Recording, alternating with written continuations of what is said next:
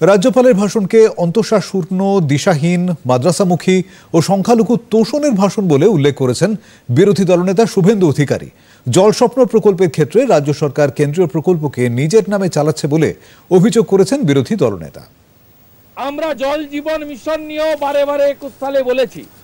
গজেন্দ্র সিং শেখাওয়াত জলশক্তি মন্ত্রী ছিলেন, তিনি রাজ্য সরকারকে বলেছিলেন জল স্বপ্ন প্রধানমন্ত্রীর স্কিম 75% টাকা দেয় কেন্দ্র, 25% টাকা দেয় রাজ্য।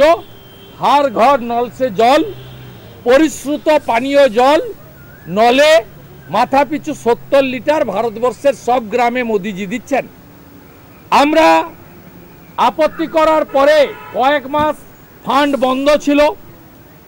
এই রাজ্য সরকার তার মুখ্য সচিব, তার পাবলিক হেলথ ইঞ্জিনিয়ারিংয়ের সচিব আন্ডারটেকিং দিয়ে বলল আমরা অতঃপর মুখ্যমন্ত্রীর ছবি লাগালে প্রধানমন্ত্রীর ছবিও লাগাবো, সব এমপিদের দিয়ে উদ্বোধন করাবো, উদ্বোধনে সব এমএলএরা ডাক পাবে, আমরা ওরা করব না এবং অতঃপর কান ধরছি, কানমোলা দিচ্ছি, আমরা জল জীবন মিশন লিখব। আজকে আবার জল স্বপ্ন নাম দিয়েছেন। আমি মহামান্য রাজ্যপালকে বললাম আপনার মুখ দিয়ে মিথ্যা কথা বলালো এই সরকার।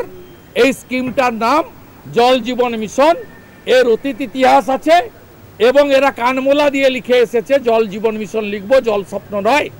আজকে আবার সেই জিনিস করেছে।